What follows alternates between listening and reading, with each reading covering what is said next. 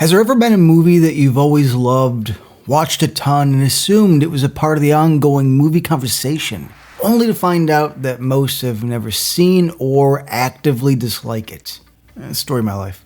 Back in 1995, director Brett Leonard made a wild sci-fi action thriller with two legends, Mr. Denzel Washington and the great Russell Crowe, that has always stuck with me. And today, I am talking about Virtuosity.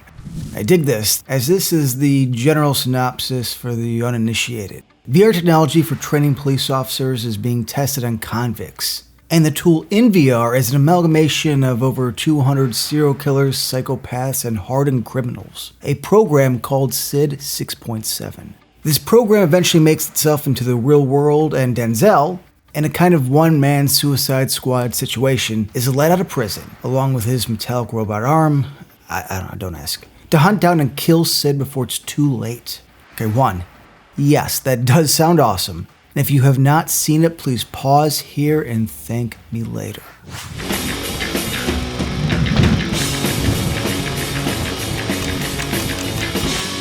If you've ever frequented JoBlo horror, you should know that I have a soft spot for a certain 90s charm.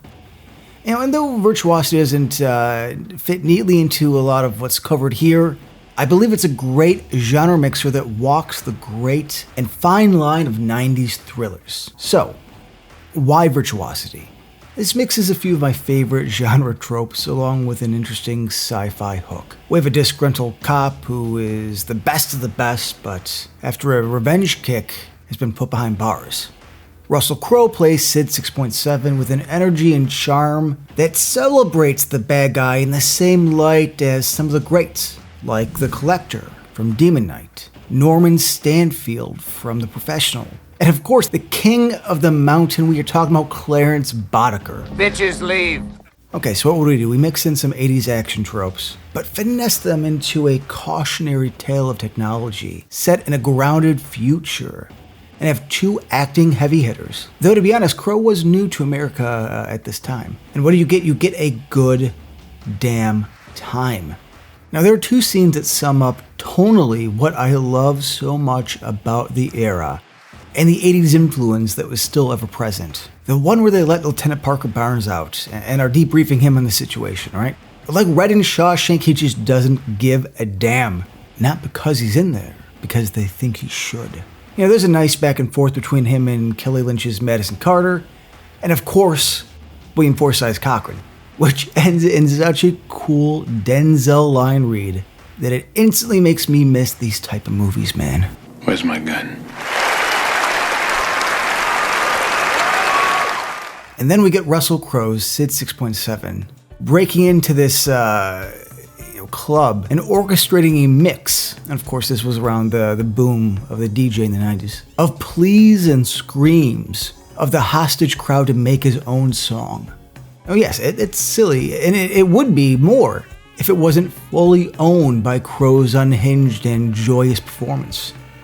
I mean, this exact scene kind of encapsulates everything he is. He's so professional one minute, a loose cannon the next, but never really takes anything seriously. He's always having fun. On your fucking knees! I mean, he's been born, the day of? Existence is exciting to him. And he can't help but kind of smile, even if the situation is super dark. I mean, Al even steals a man's suit and protects it, which is important, after a gunfight breaks out with him and Barnes. I mean, you watch a scene like this, you're like, yeah, the man has his priorities set, and you can't fault him for it. Virtuosity lives and dies on its performances. Though I really want to credit Brett Leonard for having an energetic eye. Even with a fun script and top-notch actors, without the right blocking and movement, this could have been flat and procedural. It's easy to make something boring if you don't know what you're doing. Now, besides Denzel and Crowe stealing the show, of course, and really elevating the whole project, we have some of the best character actors populating the rest of the cast. William Fincher makes every movie he's in better. That's just a fact. And though I've read a lot of his scenes were cut down, what we do have still work, and he does get to shine. And honestly, if I had to pick, he gives probably the best lead-in line of the movie. He's evolving. Which cuts to my favorite use of the Bee Gees, and cemented my love for the purple suit. William Forsythe can make reading the phone book cool. Tonally, this man has it. But here he plays that sort of like 2 days away from retirement style cop so well, I just assume he's had law enforcement experience. Forsyth is just great in everything he's in, and, to be honest, he should be in more. Kevin J. O'Connor had a hell of a 90s run with The Mummy, Deep Rising, No Escape, and Lord of Illusions. Always has that sort of everyman charm that works wonders. And for being this sort of, horny scientist that causes all this, it works well, man. It's not a big role, but O'Connor nails what he has, and I'm glad for it. And of course, let's not forget Nurse Ratched herself, Louise Fletcher as Commissioner. She's one that I didn't really pick up as a kid for some reason. I don't know why. But rewatching this, she has that sort of commanding and authoritative vibe. And though, she's just sort of the person in charge, Fletcher nails it, dude, and she's great here. And though the idea of a man being brought out to stop someone since he's the only one may be well worn, I really like Leonard's love and admiration for tech, especially VR. The Lawnmower Man dealt with the dangers of such things, and though we are creating serial killers here, the point of us not grasping the outcome of such things is quite real, and putting it into the backdrop of a cat and mouse action thriller works. The opening where Barnes and Donovan search the city full of NPCs, only to find Sid in a sushi restaurant rocking out a lovely green suit and robe, to the twist ending where Barnes dies, only to find out that Sid is back in the box. Whether it be Sid's love for beautiful, gaudy suits, and honestly, I'd love these. I would wear all of them. Love the suit. To the real-world topics like immigration and its polarizing effects in the future, to even Sid's need for attention and using death to gain an audience. Not unlike live streaming and social media. It's likes before likes existed. Is this a fun action thriller? Sure. But let's not overlook some of the decent world building and how this future is meant to be a damning look at the present. Virtuosity should be discussed more, celebrated at midnight showings, and given some much needed love. Yeah, it may have underperformed in 95, but goddamn does it not entertain. Dude, when Sid saves Barnes from going to jail for another murder, in which he didn't do by the way, and pokes at his dead family with this. How's the wife and kid? Still dead, huh? I nearly pissed myself. And I actually defended Leonard's melody of movies a while back with Hideaway and The Lawnmower Man, which I will add after the credits here if you are interested. But to sum up an earlier thought, as technology advances, we are left in the uncomfortable position of never knowing when we have actually created our demise. But if I must go due to the foolishness of others, can it be a stylish suit-wearing maniac who enjoys a good composition like the rest of us? 95 was the year of Brett Leonard. Hideaway coming out in March, Virtuosity that August, and subsequently, his end. Where Virtuosity and The Lawnmower Man were both a Twilight Zone type of warning of unknown technology, Hideaway was a trippy spiritual thriller. Now, you may say I'm cheating as this doesn't fit with the other two, and though there is no advanced technology, there is a wild version of the afterlife, which is technically digital.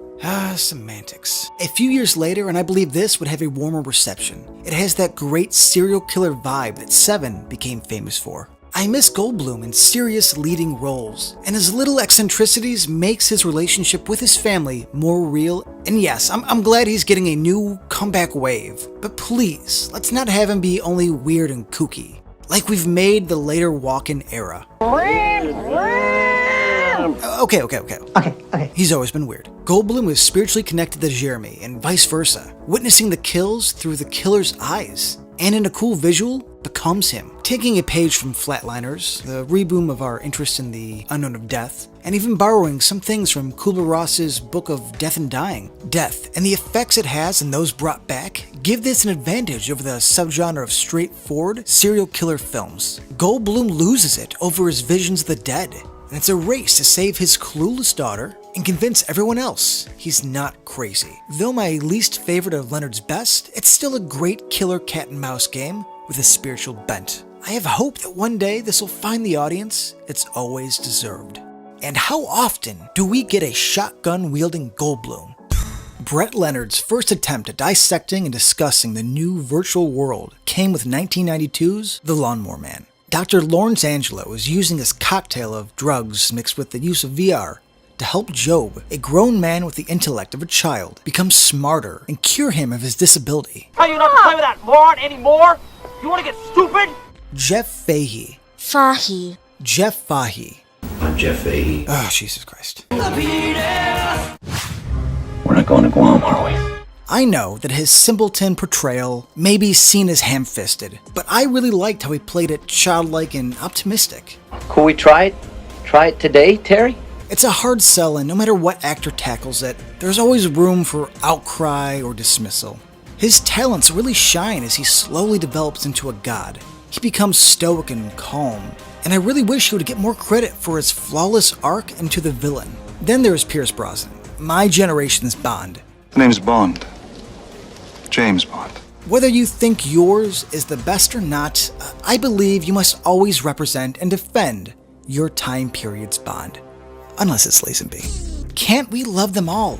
If this chick gets 2 dads, why can't I have 5 Bonds? Pierce is on point here as well. Though a lot of his dialogue is a bit cheesy, he's believable in its delivery. He's constantly smoking and is even tough when he needs to be. An unrealistic portrayal of a doctor, sure, but enjoyable nonetheless. An early adapter of motion capture, one of the best parts about The Lawnmower Man is how it represented VR. This doesn't aim for any semblance of reality and presents it as a sober LSD experience. When Job transcends into a new form of consciousness, he becomes a virtual god. I love how creepy this version is, and I really wish we had more. Back before technology could do more with facial expressions, this was its peak. Its unrealistic look is far creepier and is hollow, soulless. I find these types way more unsettling. Between this, Virtuosity, and RoboCop 2's Face of Cain, Cain. we were at the peak of eerie digital faces.